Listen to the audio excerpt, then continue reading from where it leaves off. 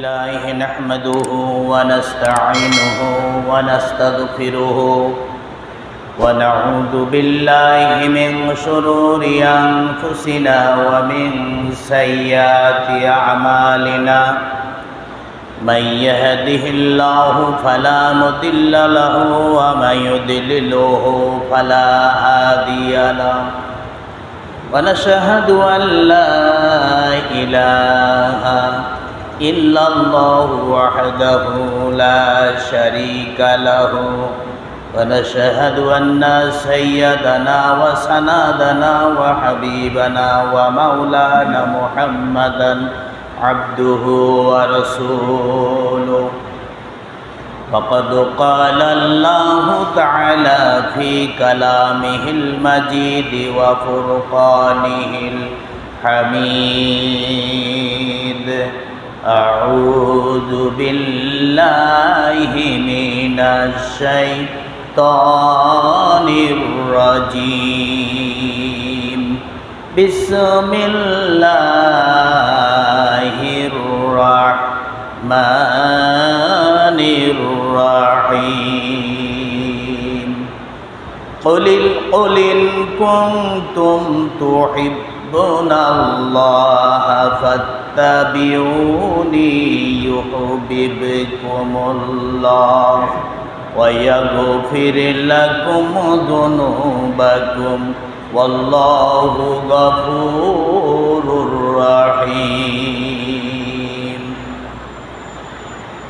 وقال النبي صلى الله عليه وسلم من أحب سنتي فقد أحبني ومن أحبني كان معي في الجنة عن أنس رضي الله تعالى عنه قال قال رسول الله صلى الله عليه وسلم لا يؤمن أحدكم حتى أكون أحب إليه من والده ووالده والناس أجمعين أو كما قال رسول الله صلى الله عليه وسلم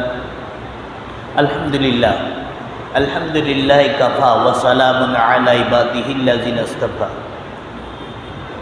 মহিয়ান গরিয়ান সর্বশক্তিমান আল্লাহ তাআলার প্রশংসা, যিনি আমাদেরকে বিলজানি বাজার মসজিদে জুমার নামাজ তথা সাপ্তাহিক ঈদের নামাজ আদায় করার লক্ষ্যে আসার মতো তৌফিক দান করেছেন। সেই আল্লাহর শুকরিয়ার্থে আমরা সবাই বলি আলহামদুলিল্লাহ। সমস্ত দরুদ ও সালাম পথের দিশারি বিশ্বনবী জনাবে মুহাম্মদুর রাসূলুল্লাহ সাল্লাল্লাহু আলাইহি ওয়াসাল্লামের জন্য। আরও স্মরণ করছি সেই সমস্ত মদ্দে মুজাহিদ যারা নিজের জীবনকে আল্লাহ রাস্তায় বিলিয়ে দিয়ে এই বাংলাদেশে যারা দ্বিতীয়বার স্বাধীন করেছে, সেই সমস্ত অকুতভয় যুবকদের, সেই যুবক সৈনিকদের, শহীদদের স্মরণ করছি। আল্লাহ যেন তাদেরকে জান্নাত নসিব করেন, আমিন। সম্মানিত হাজিরিন, কয়েক জুম্মা ধরে আমরা রসুলের সিরাত নিয়ে আলোচনা চলছে। আসলে এই রসুলের জীবনী এমন একটা ব্যাপক জীবনী যা শেষ করা সম্ভব নয়। হযরত আয়েশা রাদিয়াল্লাহু তাআলা আনহার কাছে সাহাবীরা গিয়ে বললেন যে মা আয়েশা, আপনি কি রসুলের জীবনী থেকে কিছু আলোচনা করবেন? হযরত আয়েশা রাদিয়াল্লাহু তাআলা আনহা বলেছিলেন যে তোমরা কি কোরআন পড়নি? কোরআনের মধ্যেই রসুলের জীবনী রয়েছে। সুবহানাল্লাহ। এই জন্যে আমাদের আসলে জানার অভাব, আমাদের বুঝার অভাব। মানুষ এমনও আছে, কেউ কেউ আমাদের মুসলমানদের মধ্যে এমনও আছে যারা দ্বীনের খেদমত করে। তাদের মধ্যেই কিছু মানুষ আছে, এরা মনে করে কোরআন আসলে তাফসীর পড়ার দরকার নেই, অনুবাদ করার দরকার নেই।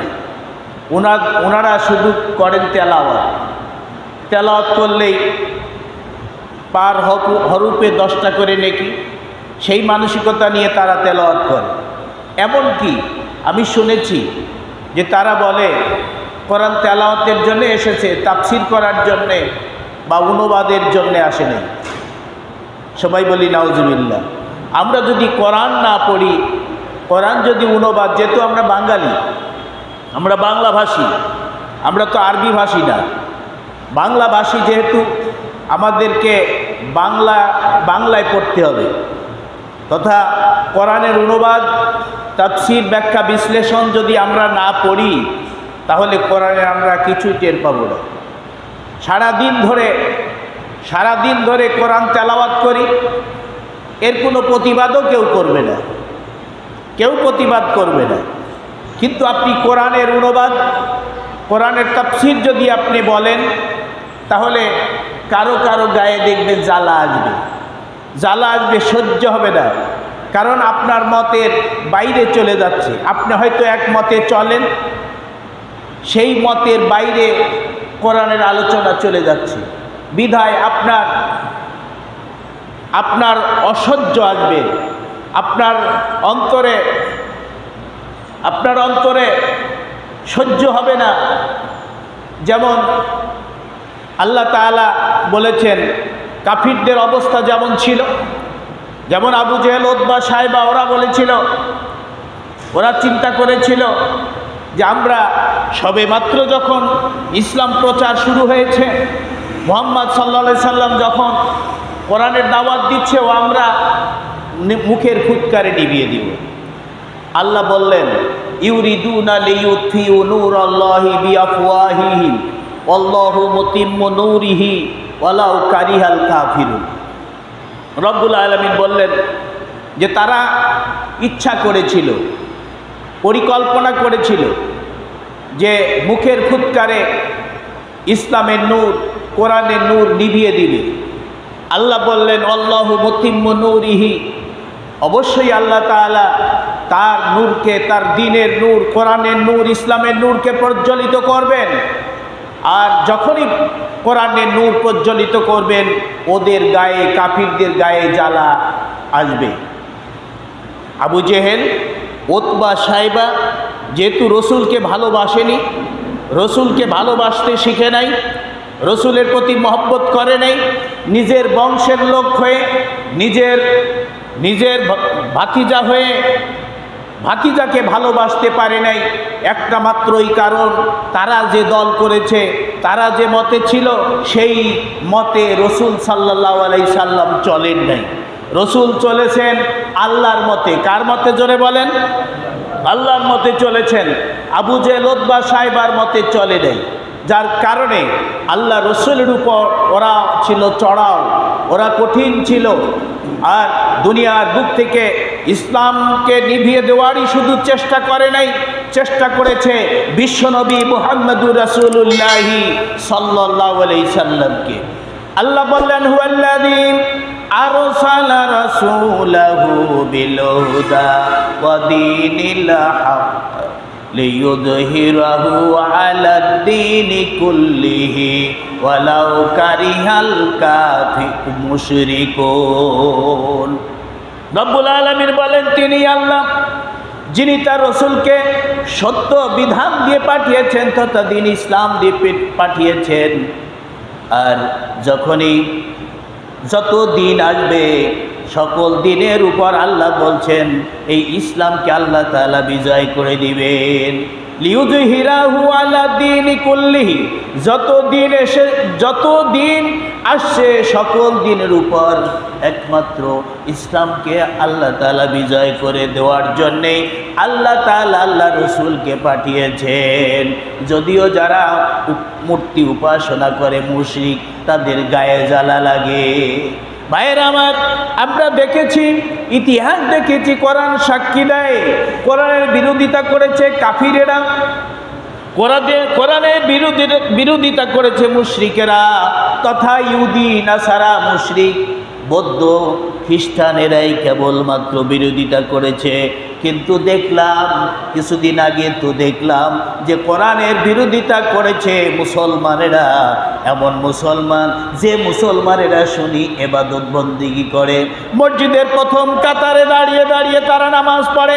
এমনকি জানা যায়, এমনকি ওরা বলেছে যে আমাদের ম্যাডাম, আমাদের প্রধানমন্ত্রী তাহাজ্জুদ পর্যন্ত পড়ে, তাহাজ্জুদ পড়ে, তাসবিহ তাহলিল পড়ে, এই সমস্ত বিভিন্ন রকমের কথাবার্তা তাদের প্রশংসা করে। কিন্তু আমি তো দেখেছি বক্তা জগতে, আমি দেখলাম বক্তৃতার জগতে দেখলাম, এই দীর্ঘ প্রায় 16টি বছর আমি দেখলাম যে কোরআনের কথা বলতে গেলে বিভিন্ন বাধা, রসুলের জীবনী থেকে বাধা, যে কোনো বিষয়ে আলোচনা করতে যাই, আপনার নামাজ প্রসঙ্গে আলোচনা করতে গেলে বাধা এসেছে, যাকাত প্রসঙ্গে আলোচনা করতে গেলে বাধা এসেছে, এবং তা'মুরুনা বিল মা'রুফ ওয়া তানহাউনা আনিল মুনকার, এই দুটো বিষয় সম্পর্কে আলোচনা করতে গেলেও বাধা এসেছে। শুধু বলেছে যে সাধারণ ইতিহাস কাহিনী বলেন, ইতিহাস বলেন। ইতিহাস বলতে গেলেন যদি সেই রকম হয় তাদের বিপক্ষে চলে যায়, তাও বাধা এসেছে। আমরা বলতাম যে আল্লাহ তাআলা কোরআনে উল্লেখ করেছেন, আর সেই কথাগুলো যদি বলতে বাধা দেয়, আর সেজন্য যদি আমাদের জেল ফাঁসি হয়, আমাদের উপর যদি আযাব গজব শুরু হয়ে যায়, আমাদের উপর নির্যাতন শুরু হয়, জুলুম তোমরা করো, তাহলে আল্লাহর সাথে আগে যাও, আল্লাহর সাথে পাল্লা দাও যদি ক্ষমতা থাকে। কারণ আমরা আল্লাহর গোলাম, আল্লাহর তাআলার দ্বীনের দাওয়াত দেওয়াই আমাদের হচ্ছে আসল কাজ। আর সেই দাওয়াত দিতে গেলে যদি আমাদের উপর যদি তোমরা চড়াও হও, আমাদের উপর জুলুম নির্যাতন করো, ক্ষমতা থাকে, তোমরা আল্লাহর সাথে পাল্লা দাও, দেখি কেমন পারো। নমরুদ যখন আল্লাহকে হত্যা করার জন্যে ইব্রাহিমকে বললেন যে তোমার রবকে হত্যা করার জন্যে পরিকল্পনা করেছিল নমরুদ। তীর, আমি সংক্ষেপ বলছি, তীর নিক্ষেপ করেছিল। আল্লাহ তাআলাকে আসলেই তীর নিক্ষেপ করা সম্ভব নয়। আল্লাহ, পৃথিবীতে এমন কোনো শক্তি নাই আল্লাহকে হত্যা করতে পারে, আল্লাহকে মারতে পারে। আল্লাহ রব্বুল আলামিন কায়দা করে নমরুদের তীরের মাথায় রক্ত লাগাই দিল, যাতে করে ও নমরুদ তো বিভ্রান্ত হয়েছে, আরও বেশি করে বিভ্রান্ত হতে পারে। এই জন্যে আল্লাহ তাআলা ফেরেশতাকে বললেন ও তীরের মাথায় তুমি একটু রক্ত লাগাই দাও, যাতে করে বিভ্রান্ত বেশি হয় এবং নবীকে বলতে পারে তোমার রবকে আমি হত্যা করেছি। কিন্তু হত্যা তো সম্ভব নয়, ওরা যত মক্কর করবে আল্লাহ তাআলা মক্করবাজিদেরকে শায়েস্তা করবেন। মাকারু ওয়া মাকার আল্লাহু আল্লাহু খায়রুল মাকিরিন। ওরা মক্কর করেছে, আল্লাহ তাআলা মক্করবাজিদেরকে উচিত শিক্ষা দিয়েছেন। এই পৃথিবীতে নমরুদ, ফেরাউন, সাদ্দাত, যত নেতা এসেছে, নেতাদেরকে আল্লাহ তাআলা উচিত শিক্ষা দিয়েছেন। ইন্না বাতশা রব্বিকা লাশাদীদ, আল্লাহ বলেছেন হে নবী তোমার রবের ধরা বড় কঠিন। আল্লাহ এমন সুকৌশলী, এমন শক্তিশালী, যেখানে আল্লাহ বলেছেন আন্নাল কুওয়াতা লিল্লাহি জামিয়া, নিশ্চয়ই সকল শক্তির আধার হচ্ছে একমাত্র আল্লাহ তাআলা। সবাই বলে আল্লাহু আকবার। সুতরাং ভাইয়েরা আমার, আল্লাহ রাব্বুল আলামিন ধরে নাই, যখন ধরেছে তখন আর ছেড়ে দেয় নাই। তেমনিভাবে আমরা দেখলাম 15.5 বছর ধরে জুলুম অত্যাচার তো খুব করলো, সীমা লঙ্ঘন হয়েছে। যখন আল্লাহ তাআলা বললেন যে যাক, আল্লাহর বান্দারা যখন এবার ইস্তেকামাত রয়েছে, আল্লাহর দ্বীনের প্রতি ইস্তেকামাত রয়েছে। এক শর্ত নিয়ে, এক দাবি নিয়ে যখন আল্লাহর জমিনে এমনিভাবে প্রাণান্তকর চেষ্টা করছে, আমি এর আন্দোলন বিফলে দিব না। আল্লাহ ধরলেন, এমন ধরলেন, শেষ পর্যন্ত সামান্য সময়ের মধ্যেই দেশ থেকে পালাতে বাধ্য হলো। সবাই বলি আল্লাহু আকবার। ভাইরা আমার, তেমনি ভাবে বিশ্বনবী জনাবে মুহাম্মদুর রাসূলুল্লাহ সাল্লাল্লাহু আলাইহি সাল্লাম দ্বীনের দাওয়াত দিতে লাগলেন।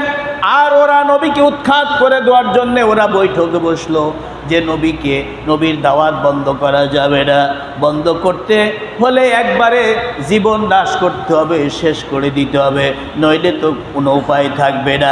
এই পরিকল্পনা যখন ওই কাফিরেরা, আবু জেহেল উতবা সাহেবেরা যখন নিল, আল্লাহর নবী আল্লাহর হুকুমে মদিনায় হিজরত করে চলে গেলেন।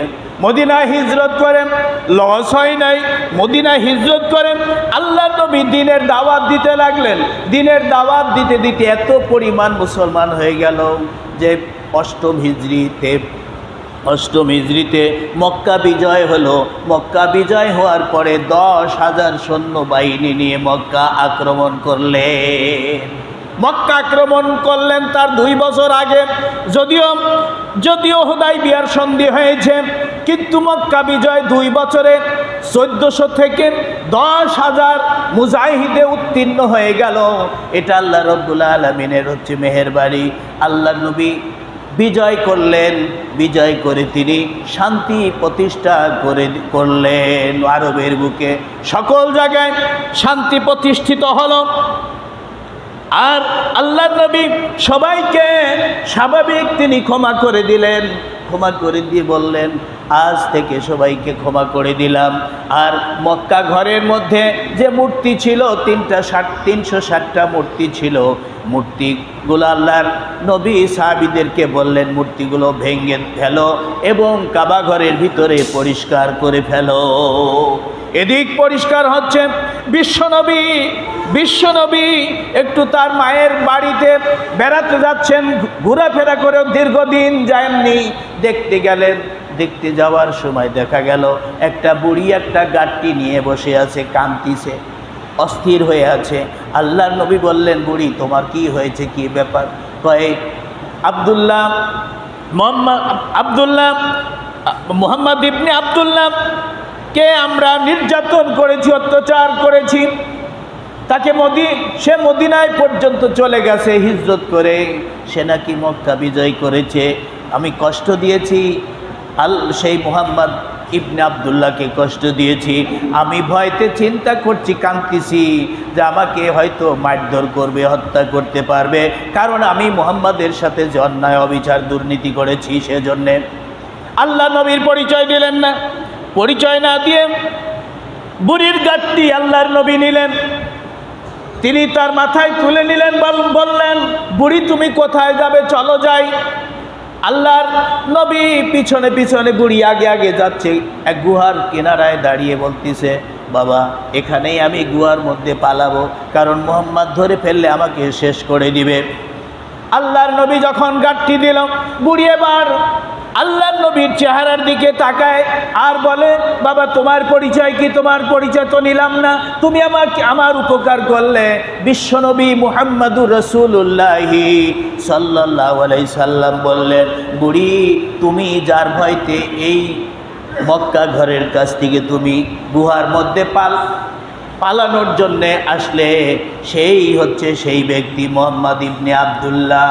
আমি সেই মুহাম্মদ ইবনে আব্দুল্লাহ। তোমার কোনো ভয় নাই, চিন্তার কোনো কারণ নাই, সাধারণ ক্ষমা করে দিছি আমরা। সবাই বলি সুবহানাল্লাহ। বুড়ি আবার চিৎকার দিয়ে বলেন, হে গুহাবাসীরা, তোমরা গুহায় পালাইছো, তোমরা মুহাম্মাদের উপর অন্যায় অবিচার দুর্নীতি করেছো, অনেক অত্যাচার করেছো। মুহাম্মদ তোমাদের মতো মানুষ নয়, তোমাদের মতো অমানুষ নয়। মুহাম্মদ দেখতেছি অত্যন্ত ভালো মানুষ। তোমরা যে যেখানেই পালাইছো, তোমরা বেরিয়ে আসো, তোমাদের আর পালানোর দরকার নাই। সবাই গুহাবাসী থেকে গুহার ভিতর থেকে সবাই বেরিয়ে আসলো এবং একে একে পড়তে লাগলো লা ইলাহা ইল্লাল্লাহু মুহাম্মাদুর রাসূলুল্লাহ সাল্লাল্লাহু আলাইহি সাল্লাম। এই জন্য তো আল্লাহ বলেছেন, আল্লাহ রাব্বুল আলামিন বলেন, লাকাদ কানা লাকুম ফি রাসূলিল্লাহি উসওয়াতুন হাসানা লিমান কানা ইয়ারজুল্লাহ ওয়াল ইয়াউমিল আখির। আল্লাহ রাব্বুল আলামিন বললেন যে মুহাম্মদ সাল্লাল্লাহু আলাইহি সাল্লামের জীবনীতেই রয়েছে তোমাদের উত্তম আদর্শ। সবাই বলি সুবহানাল্লাহ। তাহলে উত্তম আদর্শ লেলিনের নাই, মাসুমের মধ্যে নাই। পৃথিবীতে যত বড় বড় নেতা এসেছে তার আদর্শ আল্লাহ রাব্বুল আলামিন গ্রহণ করতে বললেন না। এমনকি এই বাংলাদেশ বিজয়ের স্থপতি, স্বাধীনের স্থপতি বঙ্গবন্ধু শেখ মুজিবুর রহমান যতই বড় নেতা থাক বাংলাদেশ স্বাধীনের করার ব্যাপারে, কিন্তু তার কথা বলেন নাই, বলেছে একমাত্র রসুলের কথা, যে রসুলের জীবনীতে রয়েছে উত্তম আদর্শ। ভাইয়ের আমার, উত্তম আদর্শ বাদ দিয়ে আল্লাহ রসুলের জীবনের আদর্শ আমরা গ্রহণ করা বাদ দিয়ে আমরা শুধু দলের প্রধান যে আছে এই দলের প্রধানের আমরা চিন্তা করি এবং সেই দলের ম্যানুয়াল কি আছে সেই চিন্তা করি। আপনি বলেন যারা ইসলামী দল করেন, আন্দোলন করে না, ও বাদ দিয়ে যত দল আছে কোন দলে কি এটা ম্যানুয়ালে আছে যে আল্লাহর দ্বীন আল্লাহর জমিনে প্রতিষ্ঠা করার জন্য চেষ্টা করতে হবে? এটা আছে নাকি? এটা কোনো দলেই কিন্তু নাই। একমাত্র ইসলামিক দল ছাড়া কোনো দলেই নাই। আপনি কিয়ামতের দিন তো আল্লাহ তাআলা জিজ্ঞাসা করলে বলবেন আমার নবী ছিল হচ্ছে মুহাম্মদ সাল্লাল্লাহু আলাইহি সাল্লাম। কবরে যেমন প্রশ্ন করা হবে মার রব্বুকা ওয়া আমার দীনুকা ওয়া মান নাবিয়ুকা, তোমার রব কে ছিল, তোমার দিন কি ছিল, তোমার নবী কে ছিল। এই কথা আমাদেরকে, আমরা যখন মরব, মরার পরে কবরে কিন্তু আমাদেরকে জিজ্ঞাসা করা হবে তোমার রব কে ছিল, তোমার দিন, তোমার মতবাদ, তোমার ইজম কি ছিল এবং তোমার নবী কে ছিল, আমার নাবিয়ুকা, তোমার নবী কে ছিল। ভাইয়ের আমার, আমরা যদি নবীর আদর্শ মেনে না চলি তাহলে আমরা সেদিন কিন্তু ওই তত করবো, তাছাড়া বোবা মানুষের মতো করব, তাছাড়া কিছুই বলতে পারবো না। আর বলবো হা হা লাদ্রি, আমি কিছুই জানি না, আমি কিছুই জানি না। আল্লাহ বলবেন বান্দারে তুই এখন মুহাম্মদ সাল্লাল্লাহু আলাইহি সাল্লামকে নবী হিসাবে স্বীকার করতেছিস, কিন্তু দুনিয়াতে যতদিন বেঁচেছিলি নবীকে নবী হিসাবে মানিস নাই, নবীর আদর্শ মানিস নাই, নবীর আদর্শ গ্রহণ করিস নাই। উলামায়ে দ্বীন যখন নবীর আচরণের কথা বলেছেন, নবীর আদর্শের কথা বলেছেন, আর তোরা খেপে চৌচির হয়ে গেছিস।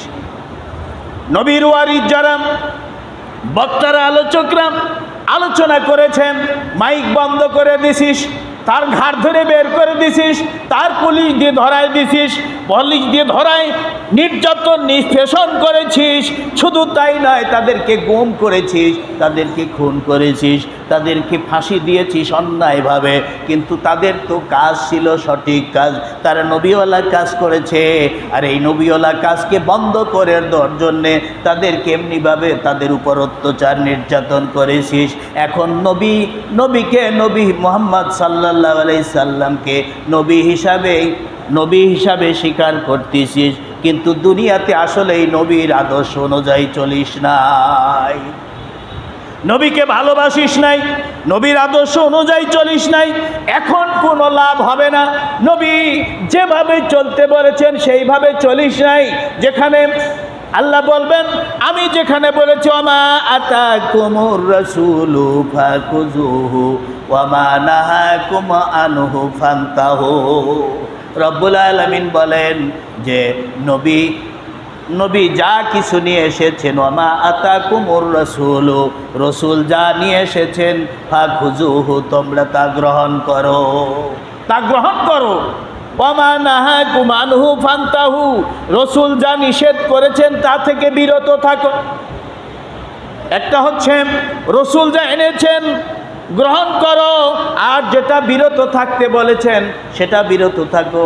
তাহলে যেটা করণীয় আমরা খুব ভালো জানি, কোনটা করা যাবে কোনটা যাবে না, কিন্তু যেটা করা যাবে না সেটা আমরা ভালো জানি, অথচ সেইটাই আগে করি, সেটাই আগে করেছি। আল্লাহর কথা আমরা মানি নাই, রসুলের কথা আমরা মানি নাই। রসুল সাল্লাল্লাহু আলাইহি সাল্লাম যেখানে বললেন মান হাব্বা সুন্নতি ফাকাদ হাব্বানি, আমার সুন্নতকে যারা আঁকড়ে ধরবে তারা মূলত আমাকে ভালোবাসবে। ওয়া মান হাব্বানি কানা মাই ফিল জান্নাতি, যারা আমার অনুসরণ করবে, আমাকে ভালোবাসবে যারা, তারা মাই ফিল জান্নাতি, আমার সঙ্গে জান্নাতে যাবে। সুবহানাল্লাহ, সবাই বলি সুবহানাল্লাহ। সেই রসুলকে যদি আমরা ভালোবাসতে না পারি, ভালোবাসা শুধু ওই আপনার পায়েস খাওয়ানা, হালুয়া খাওয়ানা, মিষ্টি খাওয়ানা, এগুলো খেলে কিন্তু রসুলকে ভালোবাসা হবে না। চিন্তা করতে হবে, রসুল দিন প্রতিষ্ঠার জন্যে যখন দন্দন মোবারক শহীদ হয়ে গেছে রসুলের, কিসের জন্যে? রসুলের তো একামতে দিনের কাজ করার জন্যেই দাঁত শহীদ হয়ে গেছে। তবু উহুদের ময়দানে কি নির্যাতন না রসুলকে করা হলো। তাইফ নগরীতে, তাইফে গেলেন আল্লাহ রসুল দিনের দাওয়াত দিতে, সেখানে কি অত্যাচার করা হলো, তার জুতা পর্যন্ত রক্তাক্ত হয়ে জুতা পায়ের সঙ্গে এঁটে গেল, আর তিনি বেহুশ হয়ে পড়ে গেলেন। উহুদের যুদ্ধে বেহুশ হয়ে পড়ে গেলেন, তাইফে বেহুশ হয়ে পড়ে গেলেন। আল্লাহর নবীর কাছে ফেরেশতারা দলে দলে এসে তাইফের ময়দানে আল্লাহর নবীকে বললেন, ইয়া রাসূলুল্লাহ, হাবিবাল্লাহ, আপনি হুকুম দিন, আপনাকে যেভাবে তাইফবাসীরা অত্যাচার করেছে, আপনার তো কোনো ভুল ছিল না, আপনি শুধু বলেছিলেন কুলু লা ইলাহা ইল্লাল্লাহ তুফলিহুন, তোমরা লা ইলাহা ইল্লাল্লাহ বলো, তবেই সফলতা তোমরা লাভ করতে পারবে। এই কথাটুকুনোর জন্য আপনার উপর এমন অত্যাচার নির্যাতন করেছে, আপনি হুকুম দিন, এই তাইফবাসীদেরকে উল্টায় দিব, গারদ করে দিব। বিশ্বনবী তখন মধুর কণ্ঠে বলেছিলেন, হে আল্লাহর ফেরেশতারা, আমি হুকুম দিলাম, তোমরা শেষ করো। এই হুকুমটা যদি দেই, হুকুম দিলে তোমরা তাইফবাসীদের শেষ করে দিবে, কিন্তু আমি কাকে দাওয়াত দিব, আমি কার কাছে বলবো লা ইলাহা ইল্লাল্লাহু মুহাম্মাদুর রাসূলুল্লাহ, এই কলেমার দাওয়াত আমি কাকে দিব? তোমরা তো হত্যা করবে, তাইফবাসীদেরকে শেষ করে দিবে, উল্টায় দিবে, গারদ করে দিবে, কিন্তু আমি দাওয়াতটা দিব কার কাছে? এভাবে যদি তোমরা মানুষকে হত্যা করে ফেলো, দাওয়াত কারে দিব? ভাইরা আমার, বন্ধুরা আমার, এই জন্যে বিশ্বনবী নিজের জীবনকে উৎসর্গ করে দিনের দাওয়াত দিয়েছেন। যেমন বর্তমানে আলেম ওলামারা দিচ্ছে, আলেম ওলামা শেষ হয়ে যাচ্ছে, তারপরে কিন্তু দাওয়াতি কাজ বন্ধ নাই, দাওয়াতি কাজ করতেছেন। এই জন্যে মানুষের বোঝা উচিত আল্লাহর নবী মক্কা বিজয় করলেন, বিজয় করার পরে সবাইকে সাধারণ ক্ষমা করে দিলেন। জনগণকে বোঝা উচিত যে প্রায় 16 বছর অত্যাচারী স্টিম রুলার চালাইছি ইমামদের উপর, আলেমদের উপর, আর এখন তারা সুযোগ পাওয়ার পরেও সাধারণ ক্ষমা করে দিচ্ছে। বিশ্বনবীর কাছে যখন দলে দলে এসেছে, ইসলাম গ্রহণ করেছে, এখনও যারা অন্যায় অত্যাচার অবিচার দুর্নীতি করেছে, সাধারণভাবে যেটা আইনগত ব্যবস্থা নিচ্ছে না জনগণ, সেই অপরাধীগুলো উচিত যে আমরা আর কোনো পথ গ্রহণ করব না, কোনো মত গ্রহণ করব না, একমাত্র বিশ্বনবী জনাবে মুহাম্মদুর রাসূলুল্লাহ সাল্লাল্লাহু আলাইহি সাল্লামের মত অনুযায়ী আমরা চলব। আল্লাহর নবী এই জন্যে বললেন, সেই নবীর মতে যদি আমরা চলতে পারি, নবীর পথে যদি চলতে পারি, তাহলে আল্লাহ রাব্বুল আলামিন অবশ্যই তাদেরকে জান্নাতি বানাবেন।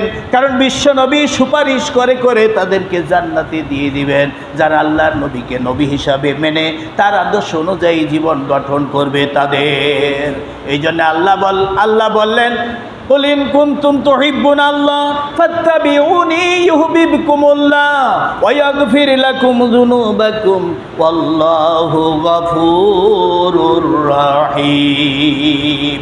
হে নবী, আপনি বলে দিন, তোমরা যদি আল্লাহর ভালোবাসা পেতে চাও তাহলে আমি বিশ্ব নবীর অনুসরণ করো, আর আমার যারা অনুসরণ করবে আল্লাহ তাআলা তাদেরকে ভালোবাসবেন।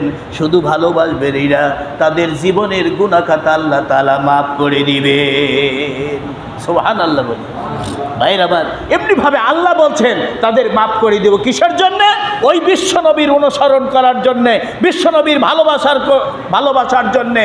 বিশ্বনবী যেভাবে চলেছেন, যে কাজ যেভাবে করতে বলেছেন সেইভাবেই চলতে হবে। যেহেতু আল্লাহ বলছেন যারাই পরকালকে বিশ্বাস করে লাকাদ কানা লাকুম ফি রাসূলিল্লাহি উসওয়াতুন হাসানাহ, রসুলের জীবনীতে রয়েছে তোমাদের আদর্শ। তোমাদের মধ্যে যারাই পরকালকে বিশ্বাসী, পরকাল বিশ্বাস করো, যারাই আল্লাহর সঙ্গে সাক্ষাতের বিশ্বাস করো, কিয়ামতের দিন তোমরা আল্লাহর কাছে ফিরে যাবে, এই কথাটা যারাই বিশ্বাস করো তাদের উচিত, সকলের উচিত যে একমাত্র আদর্শ নেতা হচ্ছে বিশ্বনবী মুহাম্মদুর রাসূলুল্লাহ সাল্লাল্লাহু আলাইহি সাল্লাম। আর বিশ্বনবীর যদি এই আদর্শ অনুসরণ করো তাহলে আল্লাহ ভালোবাসবেন, আল্লাহ জান্নাতে দিয়ে দেবেন। এই জন্য হযরত আনাস রাদিয়াল্লাহু তাআলা আনহু থেকে বর্ণিত, তিনি বলেন যে লা ইউমিনু আহাদুকুম হাত্তা কুনা হাব্বা ইলাইহি মিন ওয়ালিদিহি ওয়া ওয়ালিদিহি ওয়ান নাসি আজমাইন। আল্লাহর নবী বলেন, হযরত আনাস থেকে বর্ণিত, তিনি বলেন আল্লাহ রাসূল ইরশাদ করেছেন যে তোমরা কখনো মুমিন হতে পারবে না, কখনো মুমিন হতে পারবে না যদি তোমরা তোমাদের পিতামাতা, তোমাদের সন্তান সন্ততি, তোমাদের জমাজমি, তোমাদের গাড়ি বাড়ি, এমনকি আজমাইন প্রত্যেকটা বিষয়, প্রত্যেকটা জিনিস থেকে মুহাম্মদকে ভালোবাসতে না পারবে, মুহাম্মাদের অনুসরণ না করতে পারবে, ততক্ষণ তোমরা মুমিন হতে পারবে না। ও ভাইরা আমার, বিভিন্ন দলাদলির মধ্যে কিন্তু শান্তি নাই। একমাত্র শান্তি হচ্ছে আর আল্লাহর নবীর আদর্শ ভিত্তিক যারা দল করে তাদের মধ্যেই কেবলমাত্র শান্তি আছে। যদি এর মধ্যে দলাদলি হচ্ছে, পক্ষ বিপক্ষ চলতিছে, আপনারা সূক্ষ্ম জ্ঞানে চিন্তা করেন, এই বাংলাদেশে এই প্রায় 16টা বছরের মধ্যে কারা শহীদ হলো আর কারা জীবন দিল, কারা দিন প্রতিষ্ঠার জন্য জীবন দিল, এটা অবশ্যই বুঝতে হবে। যদিও বিভিন্ন ফেতনা সৃষ্টি করতেছে, যদিও তারপরেও কিন্তু এক হওয়ার জন্যে সকল ইসলামী দলগুলো এক হওয়ার জন্যে চেষ্টা করতেছে। কিন্তু ওই সমস্ত যারা সন্ত্রাসের দোসর, যারা জুলুমের দোসর, যারা অন্যায় অবিচার দুর্নীতিকে যারা প্রশ্রয় দিয়েছে, যারা আল্লামা শহীদ দেলাওয়ার হোসেন সাঈদীর ফাঁসি পর্যন্ত চেয়েছে, এই মানুষগুলো কিন্তু চিহ্নিত আছে। এই মানুষের প্রশংসা যারা করে তারা কিন্তু আসলেই মুসলমান হতে পারে না, তারা মুমিন হতে পারে না। কারণ যে একজন আল্লাহওয়ালা মানুষের ফাঁসি চায়, ওই বিভিন্ন ঢাকায় বিভিন্নভাবে আল্লাহর সেই আল্লামা দেলাওয়ার হোসেন সাঈদীর ফাঁসি চেয়েছে, ওদের মতকে, ওদের জুলুমের জালিমের যে মত, এই মতকে যারা প্রাধান্য দিয়েছে, ওই শাহবাগে দেখেন, চিন্তা করেন, আল্লামা দেলাওয়ার হোসেন সাঈদীর কিন্তু ফাঁসি পর্যন্ত চেয়েছে একজন বড় মাপের আলেম, আবার আরেকজন দোয়া করেছে, কত রকমের দোয়া, তেল মালিশ করা। এরা হচ্ছে এক জাতীয় জালিম না হলে বড় আলেম, বড় এই সমস্ত আল্লামাদের ফাঁসি পর্যন্ত চেয়েছে। এই জন্য এইগুলো আমাদের এখন বেছে বের করতে হবে, বেছে বের করে তাদের বিরুদ্ধে অ্যাকশন যাওয়া লাগবে। কারণ আলেম সমাজ হয়ে যারা আল্লাহ নবীর ওয়ারিস বলে দাবি করেছে, অথচ আল্লাহ নবীর ওয়ারিস যারা সত্যিকার, যারা নেককার, যারা সত্যিকার আল্লাহওয়ালা মানুষ, তাদের ফাঁসি চেয়েছে, তারা কশিনকালেও ভালো মানুষ হতে পারে না, তারা হচ্ছে জালিমের পাঁচাটা গোলাম। এই জন্যে এখন সেইগুলো বিচার করার এবং সেইগুলো ক্লাসিফিকেশন করার এবং এগুলো আলাদা করার সময় এসে গেছে। আপনারা আসুন, আমাদের শান্তি আসতে পারে একমাত্র আল্লাহর নবীর আদর্শ অনুযায়ী। আর আদর্শ অনুযায়ী আমাদের আদর্শ গ্রহণ করার মধ্যেই শান্তি আসবে। আর এই আদর্শ আমাদের গ্রহণ করতে হবে। সকল নাস্তিক মতবাদের যত রকম নেতার আদর্শ আছে, সব নেতার জলাঞ্জলি দিয়ে, সব নেতার আদর্শকে জলাঞ্জলি দিয়ে একমাত্র বিশ্বনবী মুহাম্মদুর রাসূলুল্লাহি সাল্লাল্লাহু আলাইহি সাল্লামের আদর্শ অনুযায়ী যদি চলি, আল্লাহ নিশ্চয়ই জান্নাতের সুসংবাদ দিয়েছেন। আল্লাহ যেন জান্নাতি হওয়ার তৌফিক দান করেন, সেইভাবে আমাদেরকে চলার তৌফিক মন মানসিকতা দান করেন। সবাই বলি আমিন। ওয়াল আখিরি দাওয়ানা আনিল হামদুলিল্লাহি রাব্বিল আলামিন।